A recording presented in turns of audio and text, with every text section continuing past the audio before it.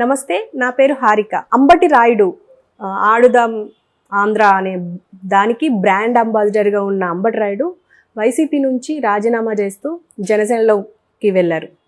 అంటే దానికి ఒక కారణం చెప్పారు. అంటే నేను ఆ మ్యాచ్ ఆడాలి, ఆ మ్యాచ్కి సంబంధించి నేను ఇంకా ఏ రాజకీయ పార్టీలో ఉండొద్దు అని చెప్పిన ఆయన మళ్ళీ జనసేనలో ఎందుకు కలిశారు అనే దాని ఒకటి ఉంది. అండ్ అలాగే సజ్జల రామకృష్ణ గారికి సీటు అంటే వైసీపీ నుంచి సీట్ ఇవ్వట్లేదు అని చెప్పేసి ఒక టాక్ వస్తుంది. దీని గురించి మనతో విశ్లేషించడానికి సీనియర్ జర్నలిస్ట్ జగదేవ్ గారు ఉన్నారు. నమస్తే సార్. నమస్తే సార్. చెప్పండి, ఇప్పుడు సజ్జల రామకృష్ణ గారిది ఒక ఇష్యూ ఉంది. ఏంటంటే సీట్ ఇవ్వట్లేదు ఆయనకి కూడా అంటే సీనియర్స్కి ఇవ్వట్లేదు కాబట్టి వారసులు తీసుకొచ్చారు. అలాగే ఈయనకు కూడా ఇవ్వట్లేదు అని చెప్పేసి అదొక ఇష్యూ ఉంది. అలాగే ఆడుదాం ఆంధ్ర బ్రాండ్ అంబాసిడర్ అంబటి రాయుడు ఇప్పుడు క్రికెట్ మ్యాచ్ ఆడాలి అని చెప్పేసి ఇందులో వైసీపీకి రాజీనామా చేశారు. అంటే ఈ రెండు ఇష్యూలను మనం ఎలా చూడొచ్చు అంటారు? అంబటి గారే కాదు, రేపు పొద్దున్న సజ్జల గారే కాదు, ప్రతి ఒక్కరు కూడా వైసీపీ నుంచి వైదొలుగుతున్నారు, పార్టీ వీడుతున్నారు. ఇంకొంతమంది ధైర్యం సరిపోకో లేదంటే ప్రతిపక్షాల మీద ఇంతగా దుయ్యబట్టాం కదా, ఇంకేం హోం పెట్టుకొని వాళ్ళ దగ్గరికి వెళ్తామన్న ఉద్దేశము చాలామంది సైలెంట్ అయిపోయారు. ఇది ఎప్పటి నుంచి నేను గమనిస్తున్నానంటే గత 3-4 నెలల నుంచి, అంటే ఆల్మోస్ట్ తెలంగాణ ఎన్నికలకి ఒక 2-3 నెలల ముందు నుంచి కూడా మంత్రులందరూ కూడా పిన్ డ్రాప్ సైలెంట్.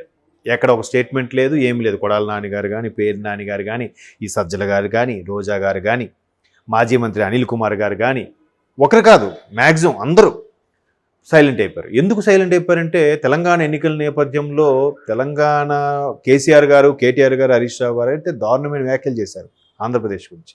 ఈసారి టీఆర్ఎస్ రాకపోతే హైదరాబాద్ మరో అమరావతి అవుతుందని, ఆంధ్ర చెమ్మ చీకట్లని, సింగిల్ రోడ్ అని. కేటీఆర్ గారు అయితే నేను మొన్న మిత్రుడు సంక్రాంతికి ఊరెళ్తే అక్కడ 2 రోజులు కూడా ఉండలేకపోయాడు, అక్కడ రోడ్లు పరిస్థితి బాగాలేదు, పవర్ కట్ అని రకరకాల ఎన్ని మాట్లాడినా కూడా ఒక్క మంత్రి నోరెప్పలేదు, ఎవరు ఏమనలేదు. ఎందుకని? బట్ వాళ్ళకి వీళ్ళకి ఏవో డీలింగ్స్ ఉన్నాయి, అది పక్కన పెట్టండి. సో అప్పటి నుంచి కూడా చాలా మౌనంగా కనిపిస్తున్నారు నాకు సోకాల్డ్ మంత్రులు కానీ, వైసీపీ కానీ. ఆ తర్వాత మొన్న వైనాట్ 175 అని నినాదం తీసుకొచ్చిన తర్వాత జగన్మోహన్ రెడ్డి గారు కొత్త రక్తం కొత్త వాళ్ళని ఎక్కించే ఆలోచనలో ఒక్కొక్కరిని పాత వాళ్ళని సీట్ ఇవ్వము, బట్ వేరేలా చూస్తాము, వేరే ఎక్కడికి ఇస్తాము, జంబ్లింగ్ చేయడము, ఎక్కడో అక్కడ పోటీ చేయించడము, అసెంబ్లీ ఉండడానికి లోక్సభ పంపించడం, లేదా లోక్సభ వాళ్ళకి అసెంబ్లీ పంపించడం, రకరకాలుగా. ఇది ఫస్ట్ నాకు తెలిసి వైసీపీలో కూడా ఓపెన్ అయింది బాలినేని శ్రీనివాసరెడ్డి గారు, ఆయన దగ్గర బంధువు కూడా. ఆయన కూడా ఒక ప్రెస్ మీట్లో ఏమన్నారంటే ఆయన మీద మనకి ఇంతవరకు ఉంది, బట్ మన మీద ఆయనకు ఉండాలి కదా అన్నట్టుగా చెప్తూ వాళ్ళ అబ్బాయిని కూడా రాజకీయాల్లోకి తెచ్చే ఇప్పుడు పరిస్థితులు కరెక్ట్ కాదు, ఇప్పుడు తేవాలనుకోవట్లేదు అన్నట్టు కూడా చెప్పి కార్యకర్తలు తిరిగి ఆయన అడుగు రిక్వెస్ట్ చేసుకుంటున్నాడు. మీరు అందరూ కరెక్ట్గా పనిచేస్తారంటే చెప్పండి, నేను పోటీ చేస్తాను. మనం చూసాము. ఎక్కడే నాయకుడు అనేవాడు నువ్వు ఈ పని చేయలేదు సార్, మనం ఎలాగైనా కొట్టాలి, మనం గవర్నమెంట్ ఫామ్ చేయాలి, లేదంటే నేను గెలవాలి, గెలిస్తే మన అందరూ బతుకులు ఏదో అలాగ మోటివేట్ చేయాలి. కానీ తిరిగి వాళ్ళని అడిగి మీరు కరెక్ట్గా పనిచేస్తారంటే చెప్పండి, నేను పోటీ చేస్తానంటే ఆయన మనోవేదన మనం అర్థం చేసుకోవాలి. ఆయన తప్పు మాట్లాడారని కాదు, కానీ అలాగే చాలామంది. తర్వాత ఆకెల్ రామకృష్ణారెడ్డి గారు మంగళగిరి, తర్వాత గాజువాక అతను, తర్వాత మన దాడి వీరభద్రరావు గారు, ఒకరు కాదు. మరోవైపు వీళ్ళ కొంత ధైర్యం చేసి ముందుకు వస్తుంటే ఇంకొంతమంది వాళ్ళకి సీట్ రాదని తెలిసినా కూడా అన్న ఎవరిని ప్రపోజ్ చేస్తే వాళ్ళని పెట్టి నేను గెలిపిస్తాం, మాకు అన్నే ముఖ్యమంత్రి కావాలని లోపల ఒకటి బయటకు ఒకటి మాట్లాడుతున్నారు. దానికి చాలామంది మాజీ మంత్రులను కూడా మనం చూసాం. అంటే ఇలాంటివి జరుగుతున్న నేపథ్యంలో అంబటి రాయుడు అనే వ్యక్తి క్రికెటర్, మామూలుగా వన్డే మ్యాచ్లో ఓడిఐలు కన్నా టెస్ట్లో వాటికన్నా ఐపీఎల్లో బాగా ఫెమిలియర్ అయిన పేరు అంబటి రాయుడు.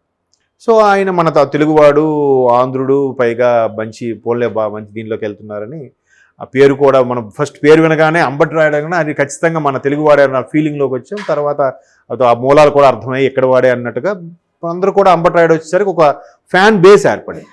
సో అటువంటి వ్యక్తి ఎందుకో మరి ఏ కారణం చేతో, లేదంటే సేమ్ అదే సామాజిక వర్గం చెప్పిన వ్యక్తి మంత్రులుగా ఉన్నారనో కారణాలు తెలియదు, కానీ ఆయన మొత్తానికి వైసీపీకి చేరాడని వార్తలు వచ్చాయి. ఎంతో నిజం అనుకుంటే చేరారు.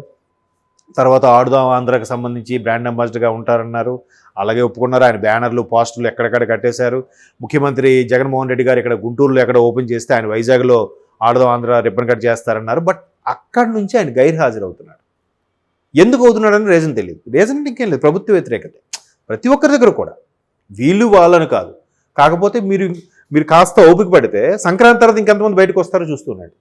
ఇప్పుడు ఇంకా 2-3 నెలలు ఉంది కదా, సంక్రాంతి టైంకి కొంచెం ఆ ప్రోటోకాల్ గట్రా ఫాలో అవుతారు కదా, చుట్టూ మంది ఉంటారు, పోలీసులు అది ఉంటుంది కాబట్టి కొంచెం కోడి పందాలు ఇవి నడుస్తాయి కదా ఆంధ్రాలో ఎక్కువగా. సో దాని వరకు కొంచెం పరపతి పెంచుకోవడానికి బయటికి రాకుండా ఉన్నారేమో కొంతమంది. సంక్రాంతి తర్వాత చాలామంది ఇంకా మీరు అనుకుంటున్నట్టు వైనాడు 175 అన్నారు కదా, 151 మంది ఎమ్మెల్యేల్లో ఇప్పుడు ఆల్రెడీ 90 మందికి మార్చేస్తామని అంటున్నారు. ఆ 90 మంది కూడా బయటకు వచ్చేస్తారేమో.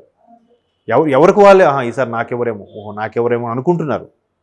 ఇప్పుడు ఎలా ఉందంటే మళ్ళీ అక్కడ పరిస్థితి కూడా గెలిస్తే జగన్మోహన్ రెడ్డి గారి ఫోటో వల్ల గెలిచారు కాన్సెప్ట్, ఓడిపోతే ఎమ్మెల్యే పనితనం బాగోలేదట అందుకు ఓడిపోయారట. ఇది ఎక్కడ లెక్కండి? అవును, అదే అంటున్నారు, లాజిక్ అదే చెప్తున్నారు. మెయిన్ అక్కడ నుంచి అన్ని ఏవైనా ఒక ప్రోటోకాల్ సిస్టమ్ జరగాలండి. ఒక కంపెనీ అయినా రాజకీయమైనా ముఖ్యమంత్రి, చీఫ్ సెక్రటరీ వీళ్ళు పిలిచి మీటింగ్ పెట్టి ముఖ్యమంత్రి మంత్రులతో సమీక్ష నిర్వహించి ఈ డిపార్ట్మెంట్కి ఆ చీఫ్ సెక్రటరీలు లేదంటే ఆ పర్సనల్ సెక్రటరీలు ఐఏఎస్ ఆఫీసర్లు ఉంటారు కదా ప్రతి డిపార్ట్మెంట్కి, వాళ్ళకి పురమాయించి వాళ్ళ ద్వారా వాళ్ళ కింద వాళ్ళకి ఆ స్థానికంగా పనులు జరిగినప్పుడు ఎమ్మెల్యేకి అలాగా జరిగి ప్రోటోకాల్ అయితే ఒక ప్రాజెక్ట్ నడిచిందంటే అందరూ దానివల్ల లబ్ధి పొందుతారు. నలుగురికి 5,000 నోట్లోకి వెళ్తాయి. అలా కాకుండా నేను ఇక్కడ ముఖ్యమంత్రిగా నేను చెప్పిందామని బటన్ నొక్కాను వాళ్ళకి వెళ్ళిపోయాయంటే మధ్యలో ఇదంతా ఎందుకండి? ఈ వ్యవస్థ అంతా ఎందుకు? మన అమెరికా స్టైల్లోకి వెళ్ళిపోతే బెటర్ కదా, ప్రెసిడెంట్గా ఒకటే నిర్ణయం తీసుకొని అంతా చేసుకునేలాగా. మరి మంత్రులు, ఎమ్మెల్యేలు, ఎంపీటీసీలు, జడ్పీటీసీలు, జిల్లా పరిషత్ ఏం వద్దు ఇంకా కదా. సో ఒక ప్రోటోకాల్ ప్రకారం వెళ్తే అందరికీ బాగుంటుంది. సో మంత్రులకే ప్రాధాన్యత లేనప్పుడు మంత్రులకే, ఇంకా ఎమ్మెల్యేలకి ఏముంటుంది, సర్పంచులకి ఏముంటుంది చెప్పండి. సో ఇట్లాగా జరుగుతున్న నేపథ్యంలో మరి ఆయన ఏం తెలుసుకున్నాడో మొత్తానికి తెలుసుకున్నాడు, బయటకు వచ్చేసాడు. పరిణామాలు ఒక్కొక్కరికి వీడుతున్న ఈ సందర్భంలో అంబటి రాయుడు వ్యక్తి కూడా మరి ఆయన ఏం తెలుసుకున్నాడో, లేదంటే ప్రభుత్వ వ్యతిరేకత ఉందో, లేదంటే అటువంటి పక్షాన్ని నిలబడితే తన ఇమేజ్ కూడా డ్యామేజ్ అవుద్దు అనుకున్నారో ఏమో. అంటే జనరల్గా క్రికెటర్సు, సీనియర్ యాక్టర్స్ అందరూ కూడా పొలిటీషియన్స్గా అవుతూ ఉంటారు. మన గతంలో గౌతమ్ గంభీర్ కొంతమంది ఎంపీలుగా చేశారు, కొంతమంది రాజ్యసభకు చేశారు, సచిన్ గారు లాంటి వాళ్ళు రాజ్యసభకు చేశారు. సో రాజకీయాలు రావడం తప్పేం లేదు. అసలు యంగ్ జనరేషను బాగా చదువుకున్న వాళ్ళు వస్తేనే మంచిది. దాని మీద చాలా సినిమాలు కూడా వస్తుంటాయి మనకి. దాని మీద చాలామంది ఒక వాదం కూడా వినిపిస్తుంటారు. ప్రతి దానికి రిటైర్మెంట్ ఉంటుంది కానీ రాజకీయానికి రిటైర్మెంట్ ఉండదు, ప్రతి దానికి పాస్ మార్క్ ఉంటుంది కానీ రాజకీయానికి పాస్ మార్క్ ఉండదు, అలాగే ప్రతి దానికి ఒక సర్టన్ ఏజ్ లిమిట్ ఉంటుంది, దీనికి ఏముండదు, క్వాలిఫికేషన్ ఉంటుంది, ప్రతి చిన్న జాబ్కి దీనికి క్వాలిఫికేషన్ ఉండదు అని అంటుంటారు. అంటే అప్పుడు పరిస్థితులు రాశారు, కొన్ని సవరణలు అయితే చేసుకోవాలి. So whatever it may be, cricketers young generation ఎవరైతే ఉన్నారో వాళ్ళు వస్తే మంచిదే. బట్ పవన్ కళ్యాణ్ గారి సిద్ధాంతాలు అందరూ నచ్చిన వాళ్ళే. ఇప్పుడు ఆయన నిజంగా ఎంత గ్రేట్ అంటే 2019 ఎలక్షన్స్లో 2 స్థానాల్లో ఓడిపోయినా కూడా ఒక్క సీటు గెలుచుకున్నా ఒక్క సీటు కూడా మళ్ళీ షిఫ్ట్ అయిపోయింది వైసీపీలోకి.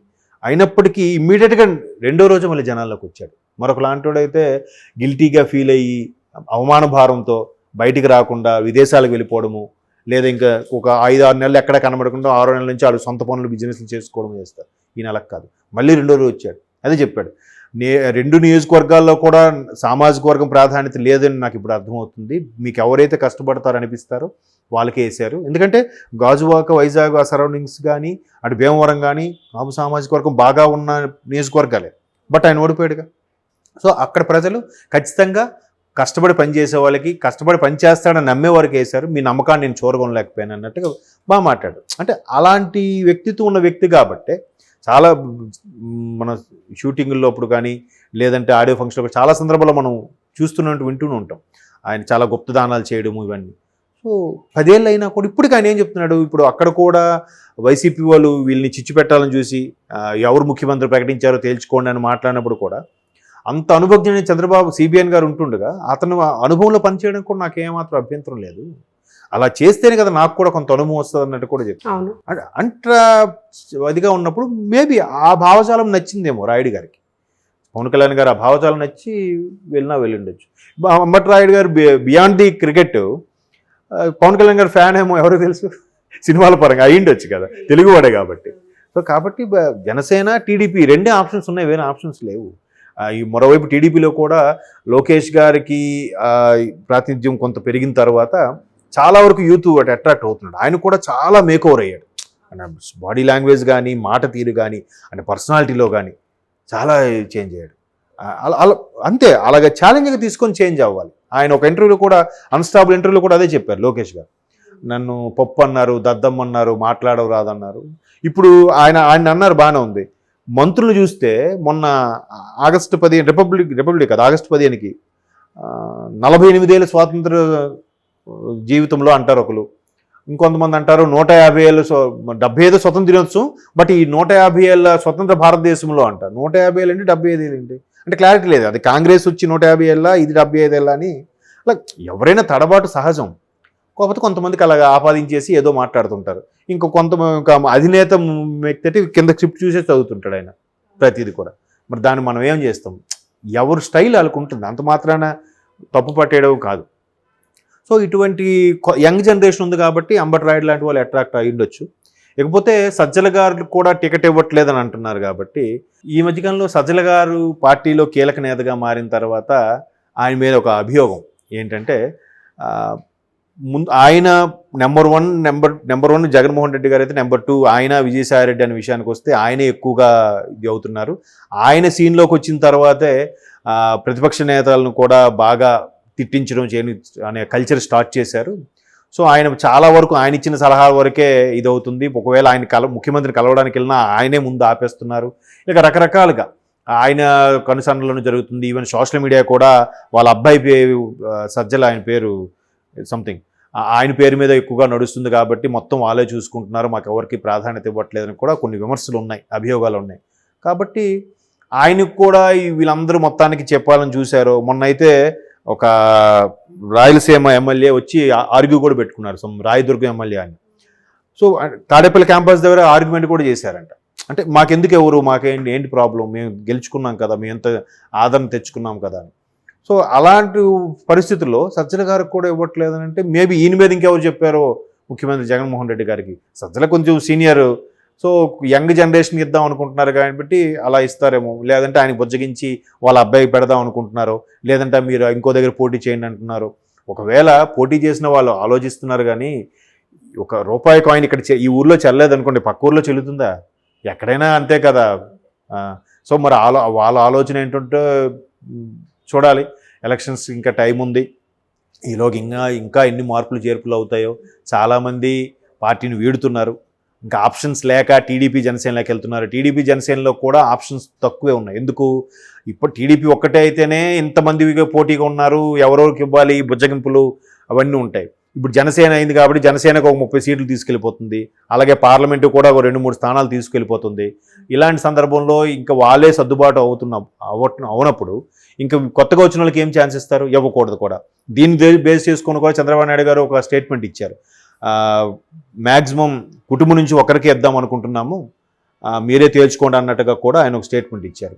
సో ఇవన్నీ చూసుకొని ఇంకా ఆప్షన్ లేక షర్మిల గారు ఎలాగో పీసీసీ చీఫ్గా ఉండబోతున్నారు కాబట్టి కాంగ్రెస్ నుంచి పోటీ చేస్తారని కూడా అంటున్నారు.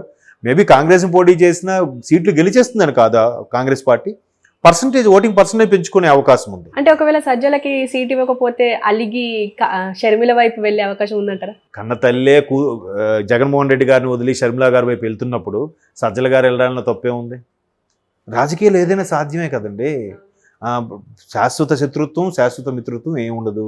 బెస్ట్ ఫ్రెండ్ ఎనిమీ అవుతాడు, బెస్ట్ ఎనిమీ బెస్ట్ ఫ్రెండ్ అవుతాడు, చెప్పలేం.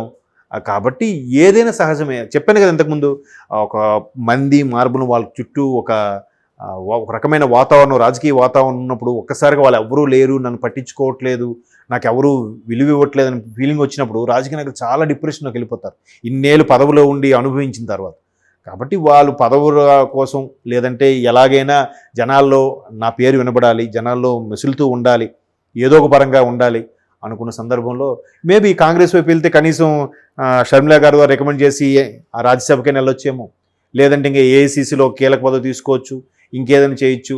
నేషనల్ పార్టీ కాబట్టి ఇక్కడ లేకపోయినా పక్క రాష్ట్రంలోనే ఉంటుంది కదా, అలాంటి థాట్స్ కూడా ఉంటాయి. మనకి ఎలాగా వీళ్ళు ఆదరించట్లేదు, బీజేపీలోకి మనకు తీసుకోవడు, సరే కాంగ్రెస్లోకి వెళ్దాం, ఎలాగా క్యాలిక్యులేషన్ అంతే. సో ఖచ్చితంగా వాళ్ళు ఉంటాయండి, plan A, plan B, plan C కూడా ఉంటుంది నాకు తెలిసి, మీరు అన్నట్టు జడ్ వరకు. ఏది బెటర్గా ఉంటే అప్పటికప్పుడు దాంట్లో షిఫ్ట్ అయిపోవడం, జంప్ అయిపోవడం. ఉన్నామా లేదా, పలానా పార్టీలో అధికార ప్రతినిధిగా ఉన్నాం, పలానా పార్టీలో ఇలా ఉన్నాం, ఛానల్స్ పిలిచే ఇంటర్వ్యూలకు వెళ్తున్నాం, అధిపక్షంగా ఉన్నామని ఆలోచిస్తారు. సో మేబీ సజ్జల గారి మీద అయితే చాలా విమర్శలు అయితే ఉన్నాయి. ఇలాగా కొత్త ఎవరికి కూడా ముఖ్యమంత్రిని కల్పించే అవకాశం ఇవ్వట్లేదు, చాలా వరకు అన్నట్టుగా రకరకాలుగా ఉండడం వల్ల కొంతమంది ఆ రీజన్స్తో కూడా కొంతమంది పార్టీ వీడుతున్నానికి కూడా కారణాలు ఉన్నాయి. మేము చూద్దాం. సజ్జల గారు కూడా ప్రతిదీ కూడా జగన్మోహన్ రెడ్డి గారిని ఏగవాళ్ళని ఇవ్వకుండా చేసి చాలా విమర్శలు చేసిన సందర్భాలు కూడా ఉన్నాయి. ఆయన మిగతా వాళ్ళతో కూడా చేపించారని, ఆయన సూచనల ప్రకారమే వీళ్ళందరూ దియబడతారని, అసలు మంత్రి పదవి ఇస్తే ఫస్ట్ క్వాలిఫికేషన్ ఇదేనట. ముందు చంద్రబాబు గారిని తిట్టాలి, లోకేష్ గారిని తిట్టాలి, అది బాగా తిట్టగలుగుతారంటేనే మంత్రి పదవి ఆఫర్ చేస్తారు. అదే మెయిన్ క్వాలిఫికేషన్ అంటే ఇట్లాంటి వార్తలు కూడా వినిపించాయి మనకి.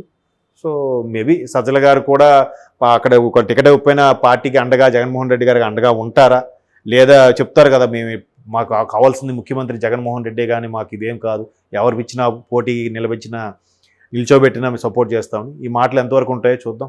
మీరు చూస్తారు, నేను చూస్తాను.